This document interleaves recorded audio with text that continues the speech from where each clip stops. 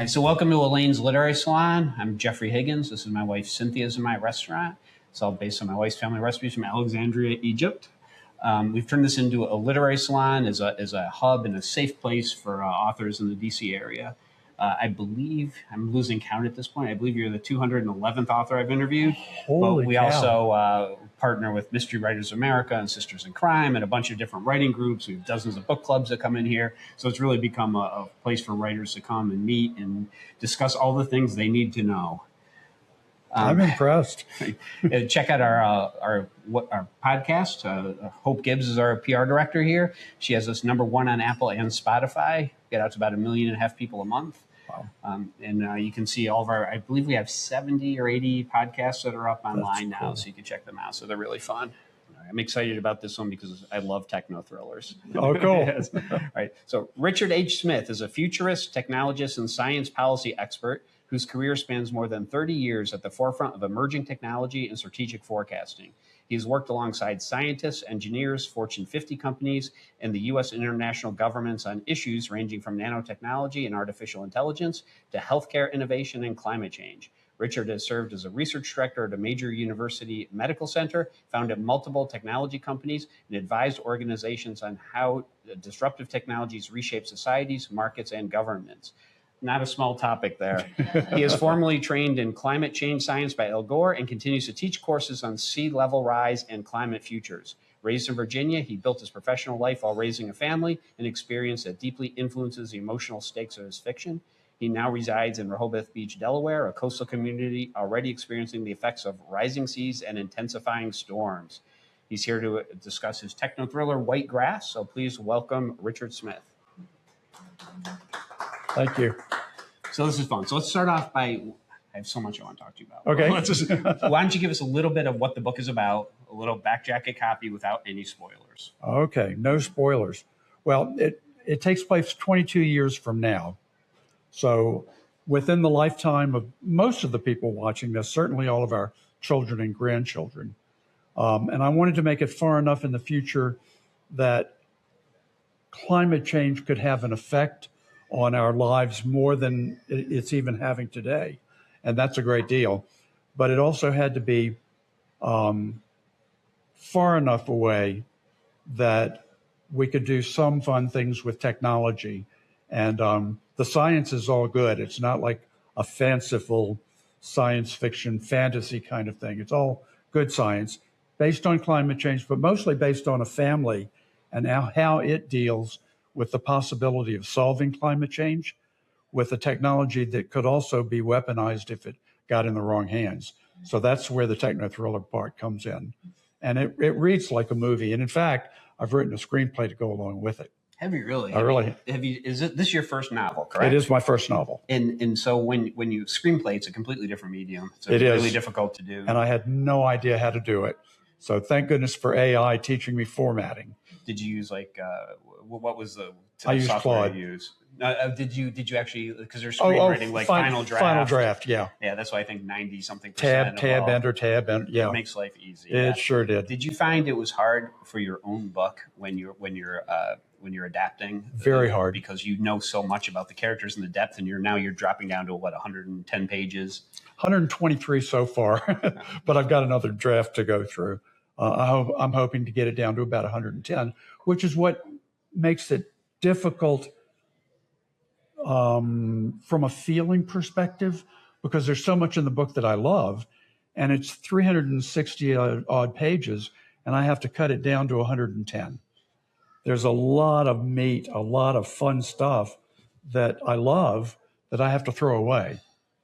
I think that's why Hollywood stays away from authors adapting their own work generally. I think you're because probably it is so right. hard. You almost know too much, right? Yes. Which is similar, I guess, to being an expert in the fields that you are when you know so much. Do you find I can see the parallel if you're sitting down at a cocktail party with somebody and they're asking you about some emerging technology. Right. Do you find it hard to start when someone has no base knowledge? It is, but what the rule that I try to follow is the Feynman rule. If you can explain it to your grandmother, you've done a decent job. If your grandmother doesn't understand it, neither does the person that you're talking to.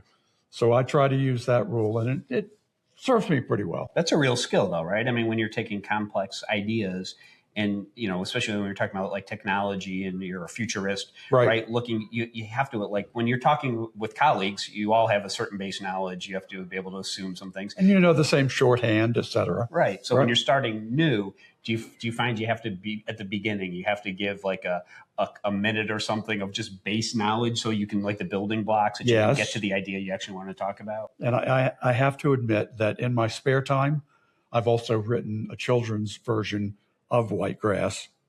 And that was using that skill that we're talking about right now, almost once upon a time. And the title of the children's version is Augie and the Tiny Little Sky Helpers. So nanotechnology becomes a tiny sky helper that eats the too much air. How much is nanotechnology going to change all of our lives in the near future? Well, I've thought for 30 years now that it's going to change virtually everything. It's already changing materials as we know them. If you recall from Star Trek, the original series, the concept of transparent aluminum, it now exists because of nanotechnology. So in the material science area, you've got all of the kinds of things that it can do there. But it's also going to be used in 3D printing. Combining that with nanotechnology, we'll be eating printed food at Elaine's restaurant in 20 years. I guarantee it. Not if my wife can help. Yeah, no, that's really interesting. I think it's the same thing with like artificial intelligence, right? Yes. Like how it's going to affect every aspect of society. And do you find now that you're in the literary world, yes, do you find that people in this world are a little less knowledgeable or a little more resistant to new technologies? I'm not sure that they're resistant to new technologies in general. I think they are. There is a lot of resistance to AI in the literary community. I know that when I started working on the screenplay, I wanted for AI to write it for me because I'm kind of lazy that way. But I knew that I couldn't do that because I couldn't get away with it, because people will know ultimately if it's being written by a person or by an AI.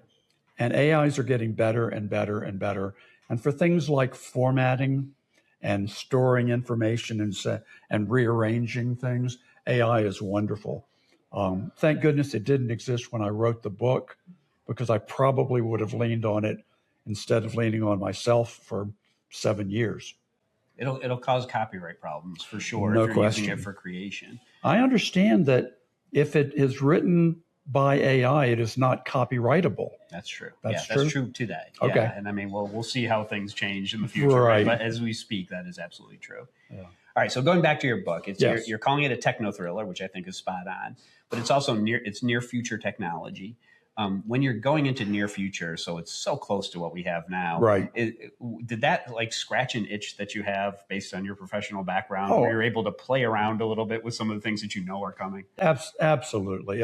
One of the technologies in the book is a no age, and that is a medical technology that allows you to stop aging at whatever age you happen to be at the time you take the treatment.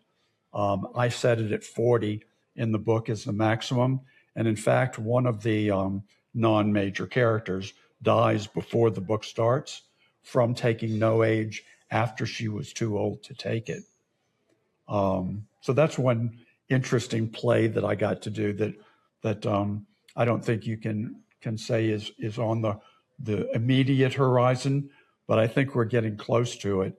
And there are plenty of very smart people who are working on life extension, but it's not just your life expectancy, it's your health expectancy. And Are you thinking this is based on like nanotechnology, like having small robots in the bloodstream, Absolutely. like catching cancers early, or is it more like understanding like mitochondria and understanding how your cell works and how it starts to die with age? Both of the above, and both of those in combination. It's fascinating, right? It is indeed. You're in an interesting field, that's for sure. Yeah. So who is the readership for this? Like when you're writing, do you have a reader in mind? Like, I know, like in general, techno-thrillers are skew slightly more male, even though most readers are female. Right. Do you know who's picking up this book?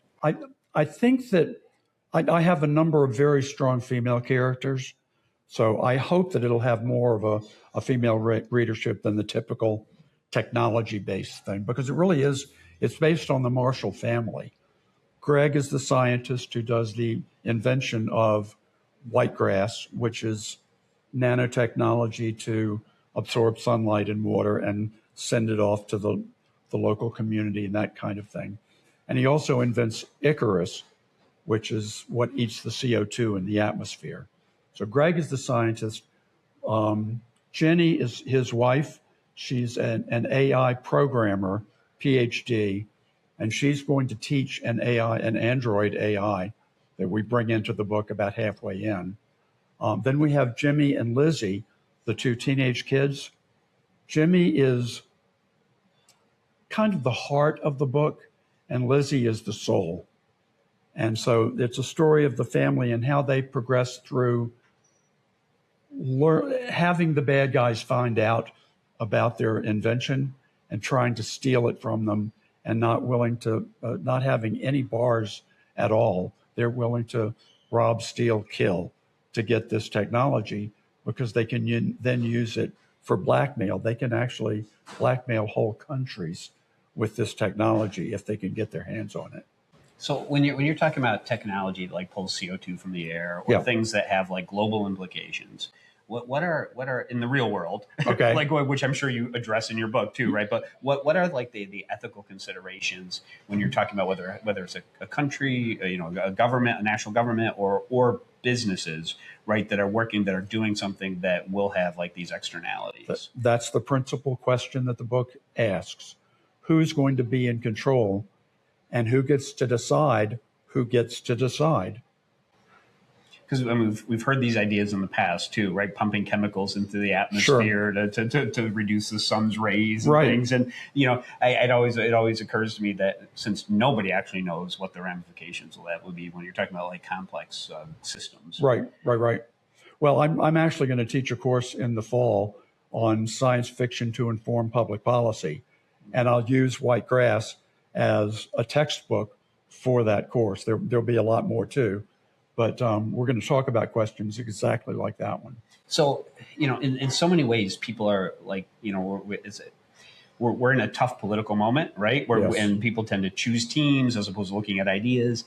But when you write in fiction, I've found that people tend to open themselves up more because they're looking through the eyes of these fictional characters. And because it's fiction, they're able to actually understand maybe what somebody else they previously disagreed with are believing. Mm-hmm. In science fiction, you also see a lot of science fiction driving technology, right? Like you can go back and look at the technology we have now and find the novelist who wrote about it 30 or 40 years ago, right? Correct. So why is that in science fiction? Why do you think science fiction is like, are scientists when they're younger reading these things and saying, oh, I want to create that? Oh, I think I think for sure. But then when people go into science, they're forced down a path of slicing the salami as thin as possible. It's a term of art they use in academia to describe people becoming PhD scientists. They have to take a large question and make it as small as they possibly can in order to do research and prove a point on that issue. But that's not what fiction writers do.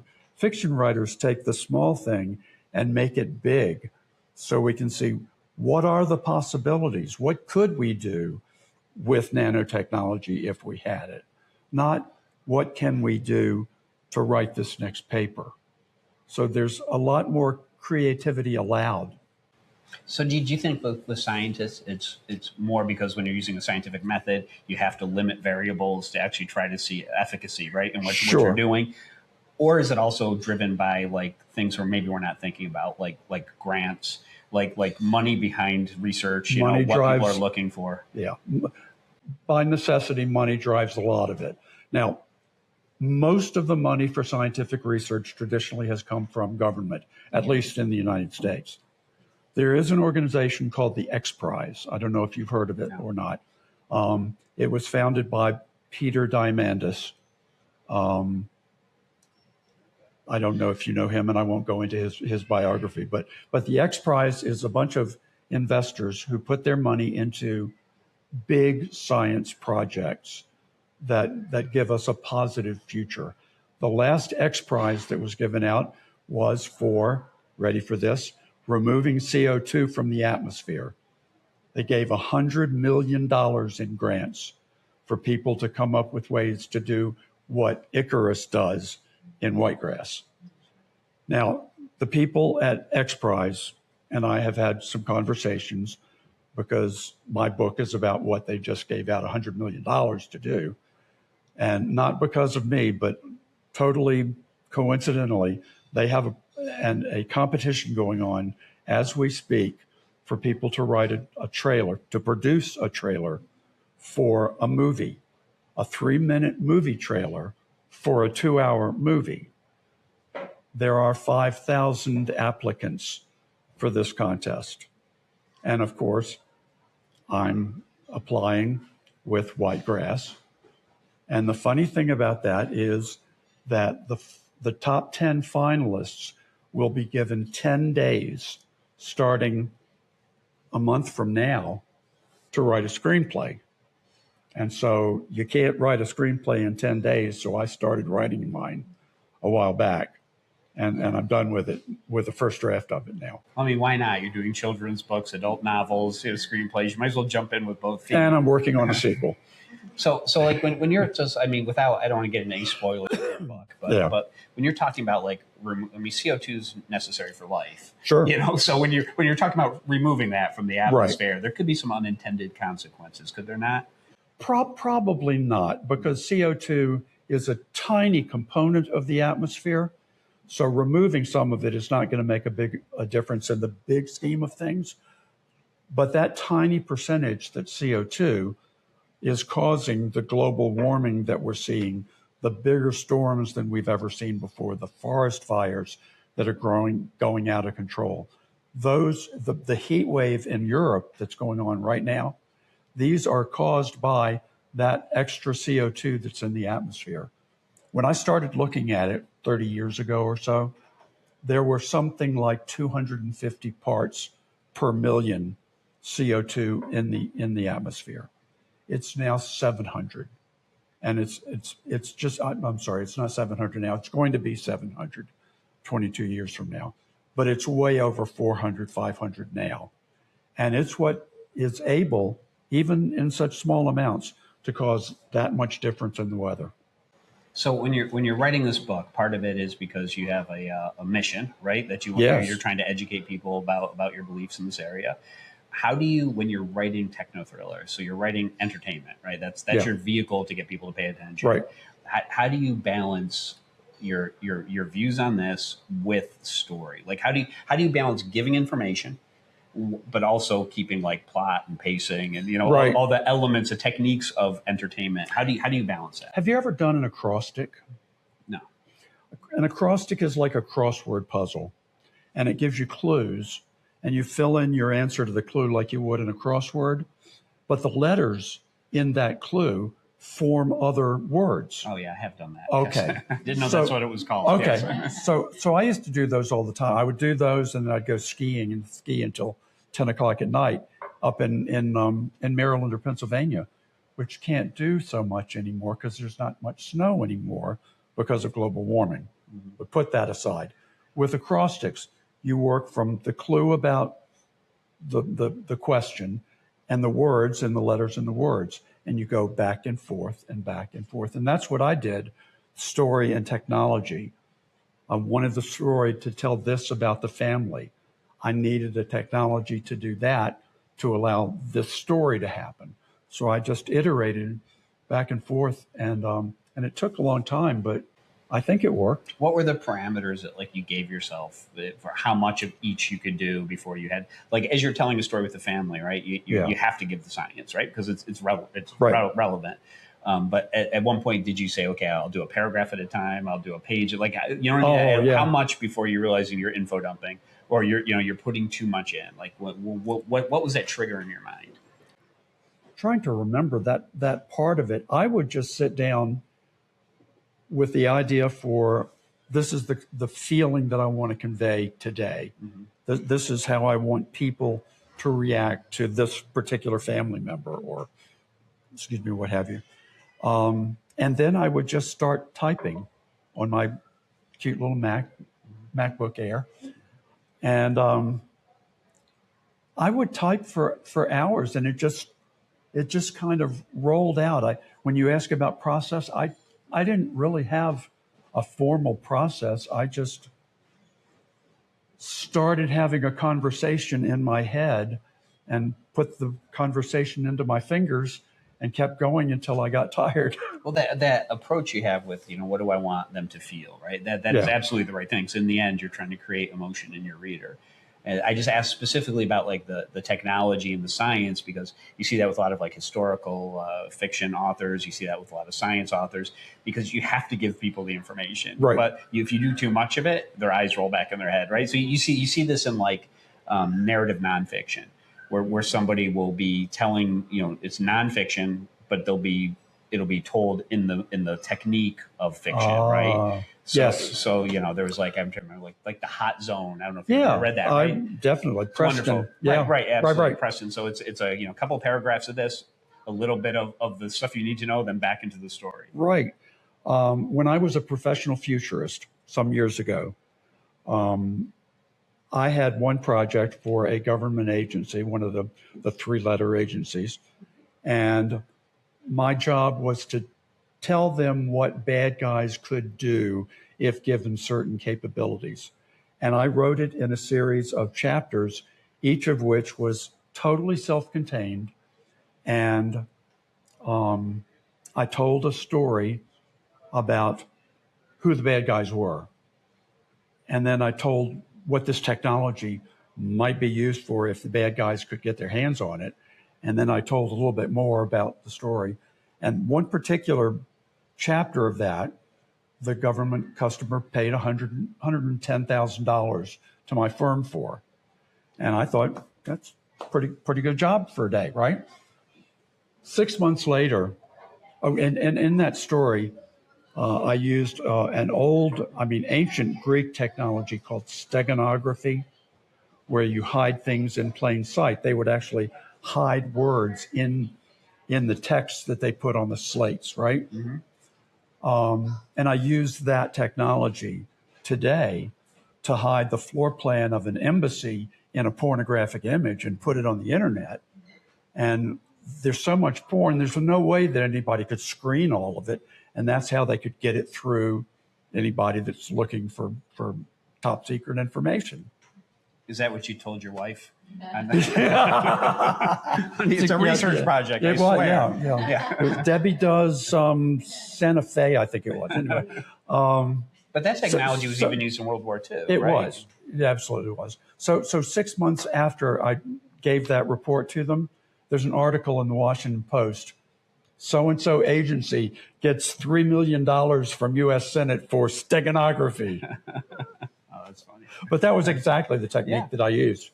So when you're doing that, when you're predicting, how much of it is you're looking at the technology as it stands today and what can be done with it, and how much of it is looking forward and how will this technology change? How will people change chemical compounds? How will some new, how do you predict that new technology?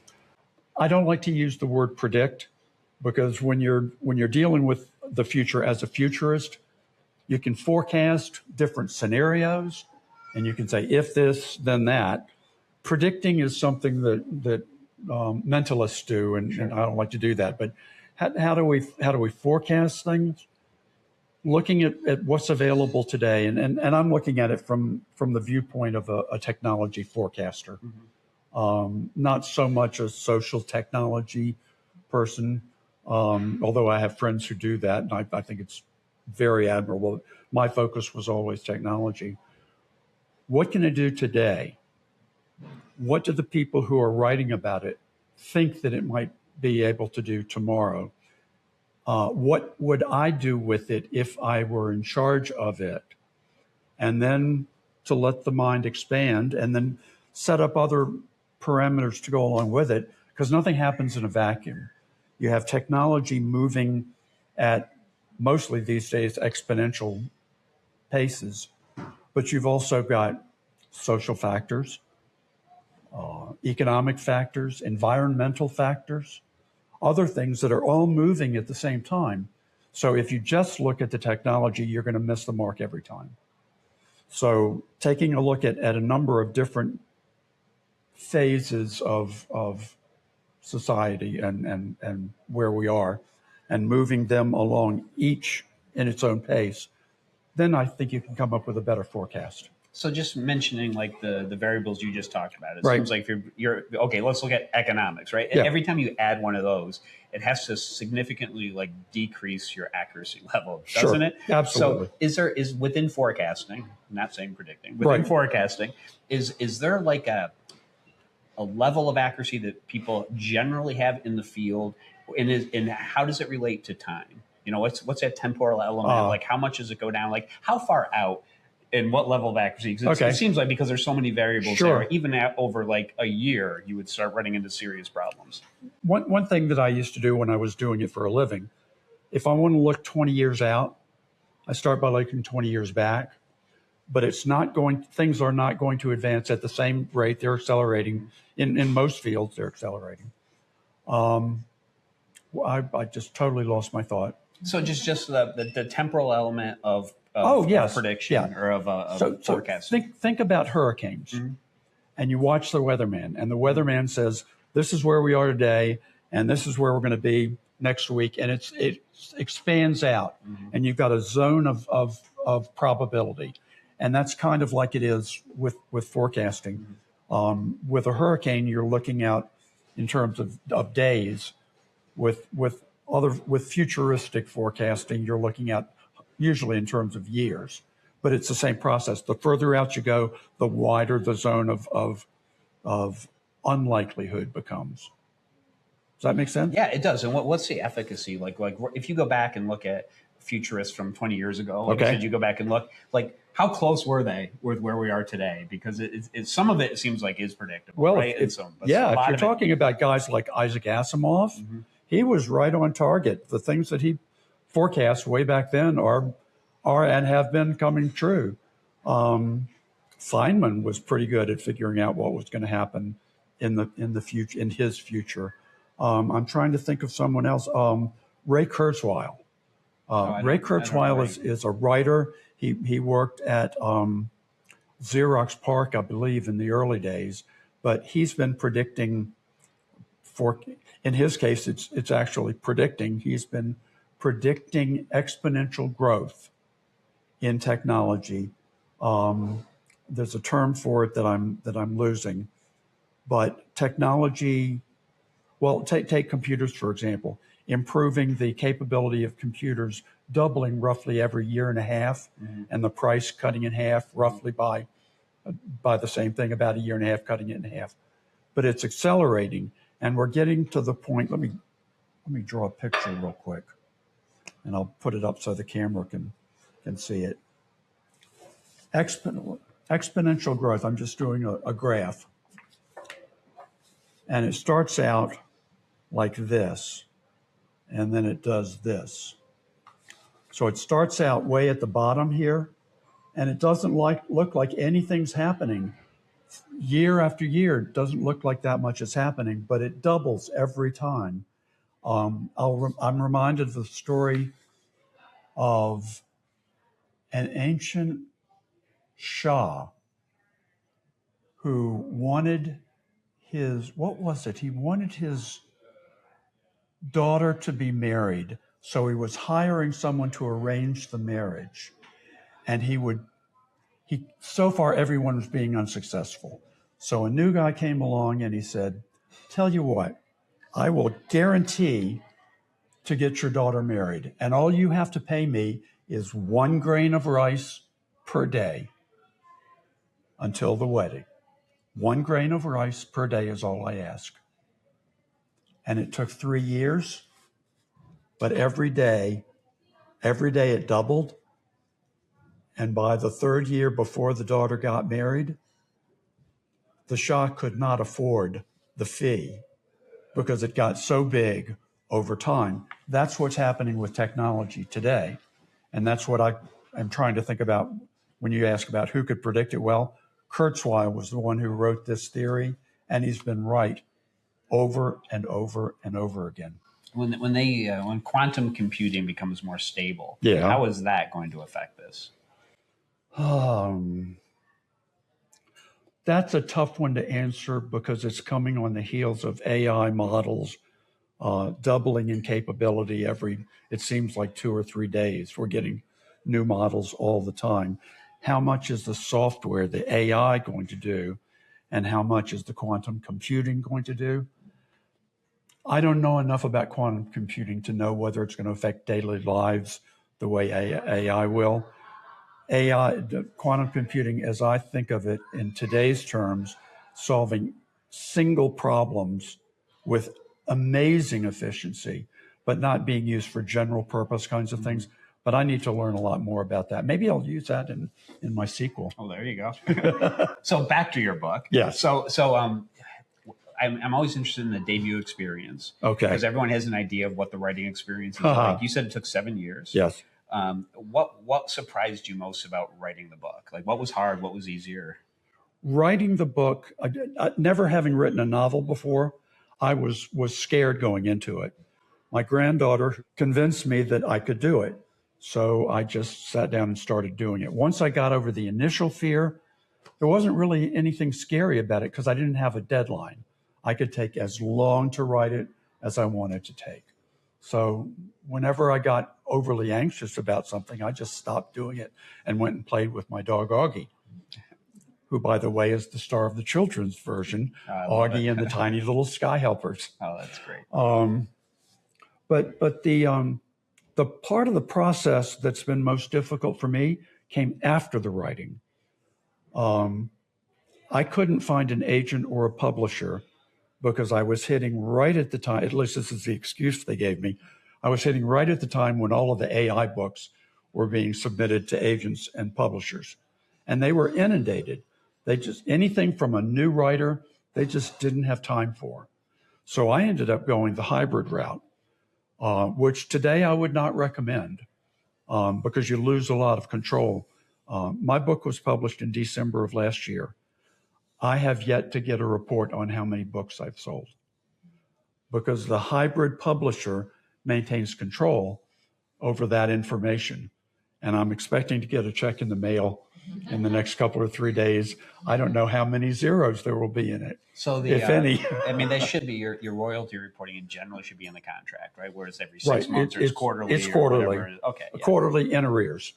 Okay, so yeah, so you should be getting that. I mean, exactly. I'm an ambassador for the Authors Guild. Oh, it tells me they do have like legal services. Cool. So if you're not a member, you should join. But that's something when you're looking at contracts and things, you should look at.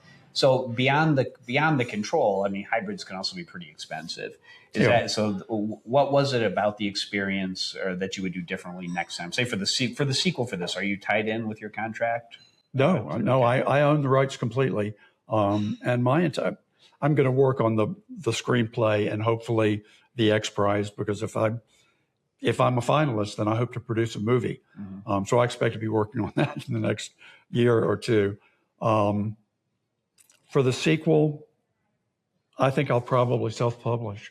I mean, who knows? I could come up with an agent as a result of submitting for the X Prize. But if it were today, I would self-publish. Is your daughter going to help you with that? Because I mean, it really is a different skill set. It's actually my granddaughter, your granddaughter, and she just had a baby, so I'll give her a pass for a while. Might not be a bad idea to find a screenwriter to work with on that. Oh, too, for because sure. It's so different, Yep. Like people who write short stories often have trouble with novels, and novelists can't write short stories. And right. You just have to learn. It's a whole new art form. It absolutely is, and I want to have a really good draft before I hand it to somebody who's going to butcherize it. Mm-hmm.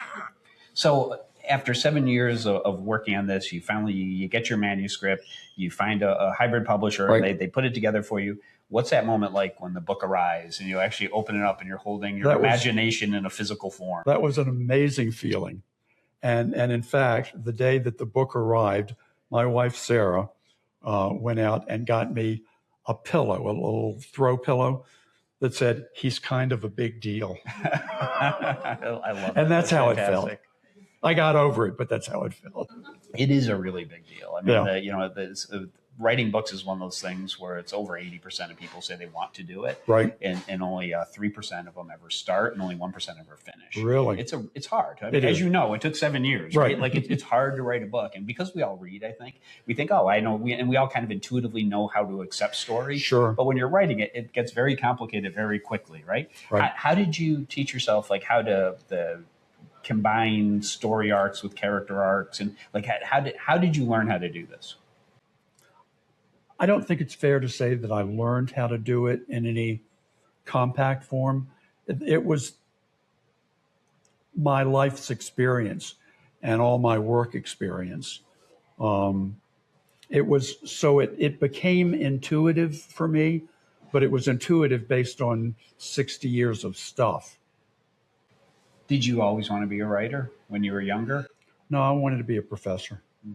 No, actually, I wanted to be a senator. Yeah. I got over that really young. So at what point did this idea to write a novel, like when did that first occur to you? All right. I was living in the Caribbean. And in fact, that's the first germ of the idea. My first morning at our new house in St. Croix, I went out on the lanai and I looked out. I could see the entire island from our house. We were at the top of a mountain. And I looked over this beautiful island and all of this sunlight and the trees, the palm trees waving in the breeze. Not a single solar panel, not a single wind turbine. It's got sun and wind all the time. And we were paying 72 cents per kilowatt hour for electricity. When we lived in Old Town Alexandria, we were paying 8 cents. How they could do that just didn't make any sense to me. And I knew that I would have a mission to do something about that. So that was the first germ of the idea. And then I was in a really bad car accident and we had to move back to the States. And I was in a hospital bed in my son's basement, and some very dear friends came by to visit, and she's a writer. And she said, well, you're going to be stuck in a bed for the next year. Why don't you write a book? So I started. So, I mean, you could you're mission driven. You could be writing articles, right? You could be Sure. writing a nonfiction book about it. There's Right. a lot of ways to do this. Why novel? Wow. No one has ever asked me that question. And I don't know if I've even asked myself that question. We were at a grandson's wedding down in New Orleans, and we were out on the terrace in this walk-up condo in New Orleans where they have the parades. And my granddaughter and I were talking, and we just got into that conversation about why don't you write a book? And I was saying, I don't know how. She was saying, well, you used to write stuff for the government. Yeah, I did. So just write a book. And I had What could be hard about that? I had written scenarios as part of what I did as a futurist. And I had reviewed 1,000 grant applications when I worked at Georgetown. So I thought, okay, what the heck? And I just sat down, and I was shocked at how quickly it started coming off my fingers. Oh, that's great. I know. That's a great feeling. Yeah. So when you're creating like characters, you're like, okay, I have to personalize this. I have to have personal stakes for people to care about so that I can talk to them about the broader issues. Right. How do you create your characters? Like how did you come up with this family and the individual characters within it? Well, I knew I had to have a scientist because I had to have science. And I knew I had to have an AI person because we were going to have an android. In fact, I have 2 androids in the book. I don't know how many of you have read the book, but one's a good android and one's a bad android. One's a murder bot who violates the 3 laws of robotics from Asimov in the very first time you were introduced to her. The other one becomes the most human character in the book.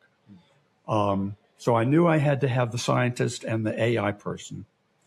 And then I had to have someone drive the story from a human perspective. So that's how Elizabeth, Lizzie, and Jimmy were created. And then the dog is there for what kind of effect is it? Humorous effect? Yeah, or yeah, it's or save the cat, right? You have Yeah. to, Well, I will tell you, I did use Save the Cat as a mental model. Again, not knowing anything about how to write a novel, I took a 2-hour course on Save the Cat. If you're not familiar, that's a novel writing technique that's also been applied now to movies, and it has 18 specific points in a book: the start, the middle, the end, the you know all is lost, and that kind of formula. And I didn't follow it exactly, but I did. My first outline was Save the Cat. So again, to use terminology from the industry, if you're going to be a pantser, that is someone who writes by the seat of his or her pants, it's probably good to have some kind of outline, and Save the Cat's a good one. so how in depth in the outline did you go? Not all that deep. I had, I wanted to start with a storm that scares the family to death. And so once I had them in the cistern in the basement of their house, it was pretty easy to get the emotions running from that. So you mentioned like the 18 story beats. Did you have these as like signposts? Were you shooting for certain things? Did you have scenes like at the end? Did you know the ending? Did you have this in mind as you were writing? I didn't. Oh, interesting. I knew the ending was about hope. Mm-hmm. No question in my mind about that. How we were gonna get to that, I didn't know. Something you just said triggered me. What was it? I'm having a mental about the moment. outlining we're talking about, and having signposts along the way, so some direction where you're headed. I've lost it. All right. Well, we can. This is why I had a pad of paper to write myself notes that I haven't taken. That's fine. So when how'd you name the characters? Like I'm always curious because these characters have to come to life, right? And people have to care about them, right? So you have like basically the tropes, who has each role in this and the archetypes that you're using. Then how do you make them human? Well, for Greg, the scientist, his name is Gregory Peck Marshall, from the actor in my favorite movie of all time, To Kill a Mockingbird. Jenny was Virginia, a family name. We have lots of Virginias hanging around. Lizzie was Elizabeth, which is the most prevalent family name. James was also a family name, named after my grandson. Other people, I named one of the bad guys after the comedian Jonathan Winters. So I gave people names that I had some emotional resonance with.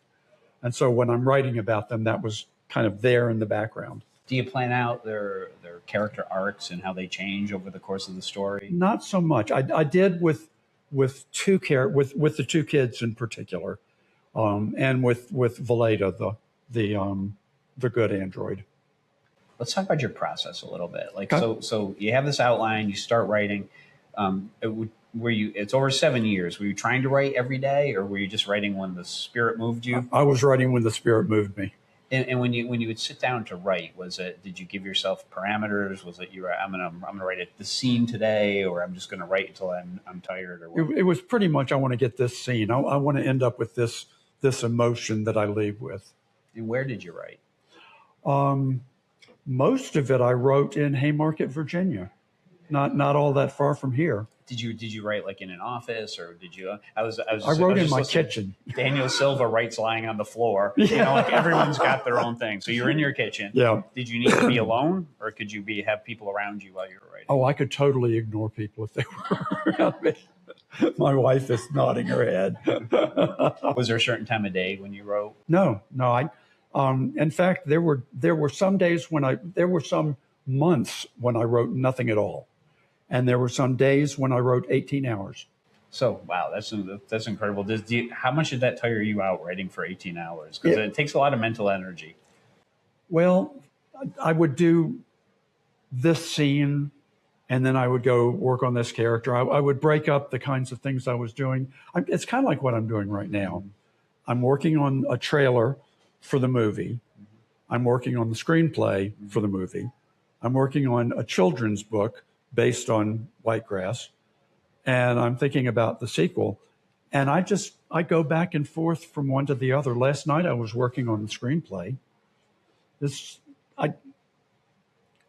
I'm able to juggle, and it keeps my brain active until I finally say I can't do this anymore. Is there anything you use to access your creativity? Like, do you listen to music, or are there any rituals you have that help you get into the right headspace? iPhone, Facebook, LinkedIn, X. I get a lot of good science from LinkedIn and Facebook and X. So you're researching things, Oh, yes. and getting ideas that then get you going into the book. Exactly. And politics. Politics keeps me very busy these days. It can take up a lot of time, right? Yes. If you're on social media, how do you balance spending time on social media and writing, or getting Right. done all these projects you're working on simultaneously? Yeah, and making sure that I don't put something on Facebook that'll get me arrested. Yeah, that would interfere with your completion of these projects for sure. So, by the way, the book is apolitical. You can be conservative or liberal. It doesn't make any difference. I will give a tiny little spoiler, and that is that the President of the United States is involved, and I don't know whether you're going to like her or not. well, you can't please people when you write a book, right? Like That's have to, right. you have to write the story you want to tell, and Yeah. no matter what it is, you're going to have people who like or dislike. So this came out in December. So Right. what has your feedback been like since this came out? I've gotten 34 reviews on Amazon, which I think is fairly good for a brand new book for a brand new author. And it's a 4.4 score. That was brought down by one person who gave it a 1 and said it was the weirdest book they'd ever read. And almost everybody else has been a 4 or 5. Well, weird is good, right? Like, being different tends to be good. At least you didn't get the 1 star because the book arrived late or something. That tends to happen. But so far, the feedback has been excellent. Is it strange to have people you don't know talking about your book? No, it's fun because I want to know what they got from it. And I usually don't correct them. I mean, if there was something else that comes along later on that they haven't got to, I might point them towards it. But Are you interacting with people? If if it's on Amazon, you can't, right? But Right. Are you interacting with readers? How are you doing that? How are you going back and forth? My feedback has been going to a marketing person that I have, and she's been working on my trailer, so I'm not having feedback from her on the feedback from. I'm sorry. Oh. I almost had a note from the audience from the peanut gallery. No, so I'm not having that much direct interaction. We had a fun time at a farmer's market the other day, that kind of thing. And so, like, when you're doing this, you're going out, you're talking, right? Are you doing like festivals and that kind of thing too? So, are you enjoying that process? Like, is it fun to be in front of people talking about these issues, or because a lot of writers are more introverted too, right? Right. And they don't enjoy that interaction because it's very different from the writing experience. I enjoy the interaction. I don't get that much traffic at these shows. The farmer's market we were at the other day, the person next to me is a writer of children's books, and she had 4 beautifully illustrated books that were published by National Geographic. Everybody at the farmer's market was coming over and talking to her. Nobody was coming over and talking to me. So that's not the most enjoyable experience. That happens. Right. That happens. I mean, New York Times #1 bestsellers will go to Barnes and Noble, and nobody will come over. There's a thing that's interestingly, right? For if people start coming over, it will draw a crowd. But if nobody comes over, no one wants to be that first person that comes stand in front of them. And I did get some of her seconds. Yeah. Oh, good.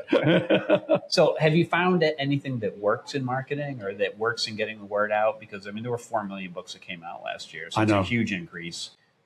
I don't have any data to judge that on. I would totally be guessing if I answered that.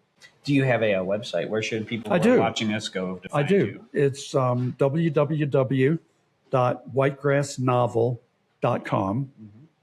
And you can, one thing that I know what it was that I forgot earlier that I should have taken the note about. Good timing. You were asking about where things fit in the process, where you put different parts of the book and stuff like that, and using Save the Cat. And my endpoint was, my midpoint was stretching further and further and further towards the end of the book. And I had too much material in there, but I didn't want to lose any of it. So I took one chapter and pulled it out and turned it into a prequel. Oh, fun. Which I have copies of for everyone here. Oh, that's really cool. Yeah, that's fun. When you're seeing it, were you writing in Word or Scrivener? What were you writing? I was writing it in Word. Okay. So, I mean, it's hard. Actually, no. I wrote most of it on, what is it? The internet version of Word. Pages, or you were on a Mac, right? I was on a Mac, right? So I don't even remember. Yeah. Oh, interesting. I know how to find it, but I don't remember what. Let's see. Are there any questions anybody has they'd like to ask? The question was, have I found that different age groups relate differently to different parts of the book? Yeah. Guys my age tend to want to talk about Veleda, the good android. Younger people, teenagers in particular, want to talk about the murder bot because she's a lot of fun. Should that concern us? Yes. People in younger women tend to talk more about the mom, Jenny. I think people kind of sit where they stand, or however that saying goes, stand where they sit. Any other questions? All right, well, this has been really fun. Hey, Thank it's you been so great. much. Thank I you. appreciate it. Congratulations on the book. Thank you very much. Thank you. Take care.